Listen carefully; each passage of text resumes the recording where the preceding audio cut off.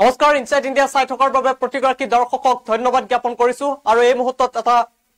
অত্যন্ত গুৰুত্বপূৰ্ণ খবৰ লৈ অহাৰ চেষ্টা কৰিছো কিয়নো গোৱালপাৰাৰ কৃষ্ণাইত পুনৰ বন্য হস্তীৰ তাণ্ডৱ দেখিবলৈ পোৱা গৈছে কিয়নো কৃষ্ণাইৰ গড়গড়িয়াবুৰি গাঁৱত নিশা বন্য হস্তীৰ এটা জাকে তাণ্ডৱ চলাই কেইবাটাও ঘৰ ভাঙি লণ্ডভণ্ড কৰিছে আমি এই খবৰ লাভ কৰিছো এই মুহূৰ্তত আমি পোনপটীয়া সম্প্ৰচাৰ যাব বিচাৰিছো গোৱালপাৰালৈ তাৰ পূৰ্বে আমি খবৰটো সবিস্তাৰে জনাব বিচাৰিছো ফুল প্লেটৰ মাধ্যমেৰে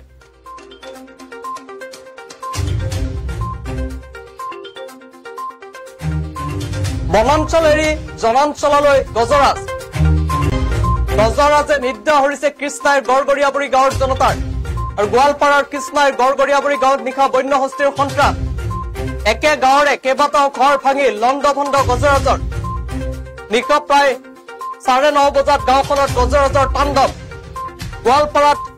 দিনত চলিছে চৰকাৰী উচ্ছেদ আৰু নিশা হলে চলে গজৰাজৰ তাণ্ডৱ জনতাৰ মাজত হাহাকাৰ পৰিৱেশ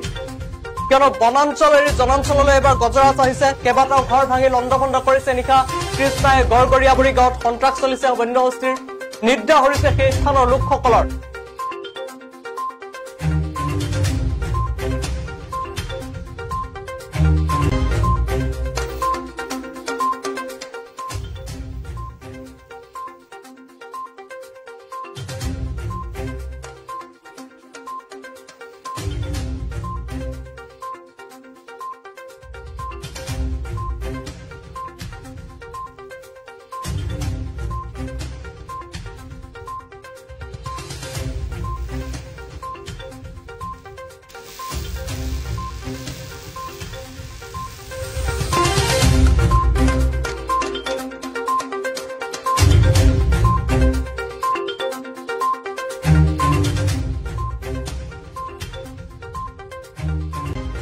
আমি সেই খবৰ জনাই আছো নিশা বন্য হস্তীৰ তাণ্ডৱ চলিছিল কৃষ্ণাইৰ গড়গড়িয়াবুৰি গাঁৱত এই মুহূৰ্তত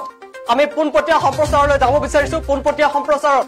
গোৱালপাৰাৰ কৃষ্ণাইৰ সেই স্থানত উপস্থিত আছে মোৰ সতীৰ্থ সাংবাদিক আনোৱাৰ হুছেইন আনোৱাৰ নিশা বন্য হস্তীৰ সন্ত্ৰাস দেখিবলৈ পোৱা গৈছিল অঞ্চলটোত আপোনাৰ সৈতে আপৰ নেতা জিন্নাও আছে তাণ্ডৱ জিলা বন বিভাগ আছে বা বন বিভাগৰ লোক কিন্তু যদিও তেওঁলোকে আহিছে তেওঁলোকে কিন্তু কোনো ধৰণৰ স্থায়ী সমাধান কৰিব পৰা নাই যে গজৰাজৰ তাণ্ডৱত আচলতে বস্তি যি বস্তাত ধান ভৰাই থৈছিলে ঘৰত ৰাখিছিলে সেই কেনেকে আচলতে চিজিলি ভেদিলি কৰি তেওঁলোকে ভক্ষণ কৰিছে আমি দেখুৱাই আছো ইয়াৰ গোৱালপাৰাৰ পৰিৱেশ গোৱালপাৰাৰ গড়গড়িয়াবুৰিৰ পৰিৱেশ আচলতে যি গঞা ৰাইজৰ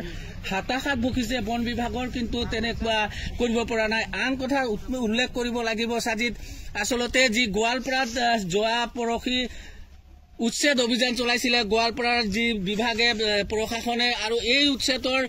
পিছ পৰি থকা নাই গজৰাজে উচ্ছেদ চলাবলৈ চেষ্টা চলাইছে জনসাধাৰণ আমি মন্তব্য ল'বলৈ চেষ্টা কৰিম বাইদেউ আচলতে যোৱা নিশা তাণ্ডৱ চলালে হাতী কি ক'ব 2 ঘণ্টা মিনা পিছত আহিছে গড়গড়িয়াবুৰিৰ পৰা আহি আমাৰ এটা উত্তাপ কৰি এটা ঘৰ বাৰী ধান চাউল খাই যায় 2 ঘণ্টা পিছত ফৰচাৰ আহিছে আহাৰ পিছত বড় ঘৰৰ লাগি বেৰা ফেৰা ভাগাইছে বাউণ্ডাৰী ঠাণ্ডাৰী ভাগাইছে ভাগাই 2 ঘণ্টা পিছত আমি আহাৰ পিছত তোমাৰ খেদাইছে খেদাৰ পিছত গুচি গৈছে ফৰচাৰ আহিছিল বহুত পিছত আহিছে 2 ঘণ্টা পিছত আহিছে আমাৰ ঘৰ বাৰী লুটপাট কৰাৰ পিছত বেৰা ফেৰা লুটপাট কৰাৰ পিছত আহিছে কি ক'ব হয় আজি যি যোৱা ৰাতি আমাৰ 11টা বজাত যি মানে হাতীৰ প্ৰভাৱ পৰিছিল আমাৰ প্ৰথমতে এই ভেলাখামৰ পৰা এনেকা আহি তাতে 2টা ঘৰ ভাঙিছে গাড়ী এখন ভাঙি চেষ্টা কৰিছে তাৰ পিছত ইয়াতে আহি আমাৰ খাৰিজামানিপুৰৰ মইনাল হকৰ ঘৰত তেওঁ ধান খাই ঘৰ ভাঙিছে তেওঁ দুখীয়া মানুহ কাম কৰি খায় বহুত কষ্টৰে চলে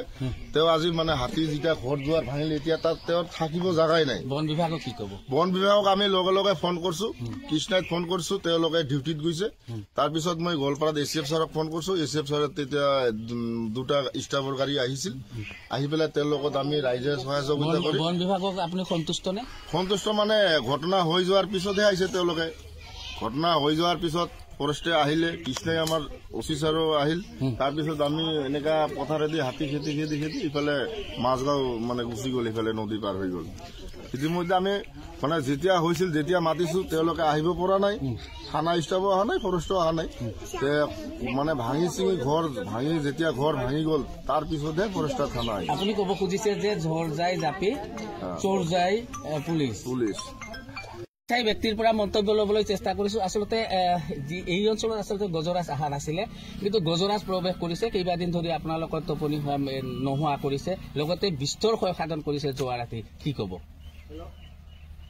আপোনালোকে জানে যে বিগত কেইদিনৰ পৰা হাতী আৰু মানুহৰ যি সংঘাত, এই সংঘাত এটা চৰম পৰ্যায় পাইছে আৰু চৰকাৰে হাতীক মানুহক ক্ষতি কৰাৰ পৰা ৰক্ষা কৰিব পৰা নাই। মানুহে দিন ৰাতি পৰিশ্ৰম কৰি এটা বছৰৰ কাৰণে যি খেতি বাতি কৰিছিল, ৰাতাৰাতিৰ ভিতৰত সেই খেতি বাতি সহ মানুহৰ ঘৰ দুৱাৰ ইতিমধ্যে ভাঙি তহলং কৰিছে, আপোনালোকে দেখিবলৈ পাইছে। গতিকে চৰকাৰে অনতিপলমে বিহিত ব্যৱস্থা ল'ব লাগে যাতে মানুহখিনি হাতীৰ পৰা ৰক্ষা পায়। লগতে আমি চৰকাৰক দাবী জনাইছো যে অনতি বিলম্বে এই মানুহখিনিক মিনিমাম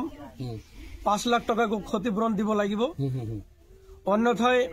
ৰাইজে চৰকাৰৰ বিৰুদ্ধে প্ৰতিবাদ কৰিবলৈ বাধ্য হ'ব। আৰু যিহেতুকে চৰকাৰখনৰ অলপ বুদ্ধি কম, তেওঁলোকৰ ভাল বুদ্ধি নাই, গতিকে এই সুযোগতে চৰকাৰক মই বুদ্ধি দিব খুজিছো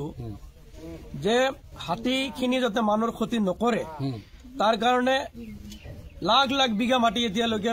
পতিত আছে, সেই মাটিখিনিত চৰকাৰে খেতি কৰিবলৈ ব্যৱস্থা কৰক। তাৰ পৰা জনসাধাৰণৰো মুনাফা হ'ব আৰু হাতীখিনি ভালদৰে থাকিব পাৰিব।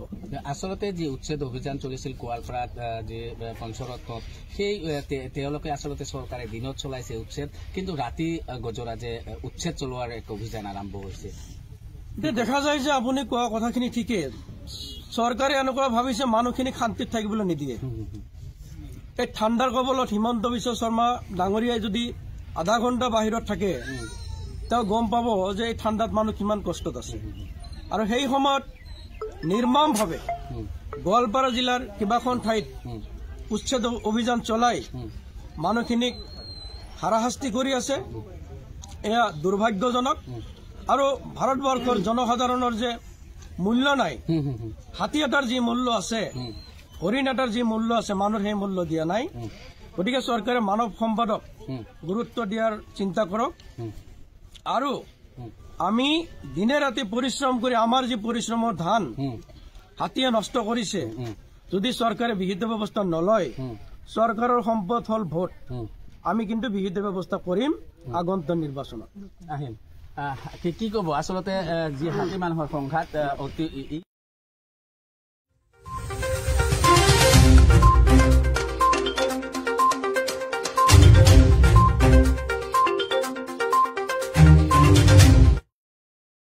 গাঁও হয় আমাৰ এই খাৰিজা মানিকুৰ নেয়ালছ বৰভিটা গাঁৱৰ গৰুগাবৰী হাতী আহি ঘৰ বাৰী তহলন কৰি ভাঙি পেলি আছে। কিন্তু আমি লোকেল প্ৰশাসন মই নিজে 2 ঘণ্টা 3 ঘণ্টা ধৰি মই ফোন যোগাযোগ কৰি আছিল, তেওঁলোকে অতি পলমকৈ অহাৰ পিছত এই আমাৰ ক্ষতিসাধনবিলাক হৈছে। গতিকে আমি প্ৰশাসনক জনাব বিচাৰিছো বা চৰকাৰে কৈ দিছে নেকি তেওঁলোকক যে সেইবিলাক ঘৰ বাৰী ভাঙিলে যাব নালাগে আপোনালোকক। সেইটোৱে আমাৰ ক'ব লাগে আপোনাৰ চেনেলৰ জৰিয়তে, যে যদি তেনেকুৱা হৈ থাকে তে বৃহৎ ক্ষতিসাধন হ'ব আমাৰ ৰাইজৰ এইবিলাক। গতিকে সেইবিলাক বস্তু হাতীক মানে জংঘলত পঠিয়াৰ কাৰণে সেইবিলাক চেষ্টা কৰে, সেইখিনি আমাৰ ক'ব লগা। হয়, আচলতে আমি তেওঁলোকৰ লগত কথা পাতিছিলো। তেওঁলোকে আচলতে চৰকাৰখনক কিছু বুদ্ধি দিয়াৰ ব্যৱস্থা কৰিছে। লগতে আচলতে তেওঁলোকে কৈছে যে যি বন বিভাগৰ লোকক তেওঁলোকে যোগাযোগ কৰিছিল বা প্ৰশাসনক যোগাযোগ কৰিছিল, তেওঁলোকে প্ৰশাসনে আচলতে পলম কৰি অহাৰ ফলতেই এই সমস্যাৰ সৃষ্টি হোৱা বুলি আমাৰ আগত জনাইছে। আচলতে প্ৰশাসনে কি কৰি আছে, হাতীসকলক ৰক্ষা কৰিছে নে জনসাধাৰণক ৰক্ষা কৰিব, সেয়া তেওঁলোকে বিচাৰ বিবেচনা কৰিব পৰা নাই আজিলৈকে। মই ৱাছিমৰ সৈতে আনৱাৰে বিদায় মাগিছো। নমস্কাৰ। Inside India.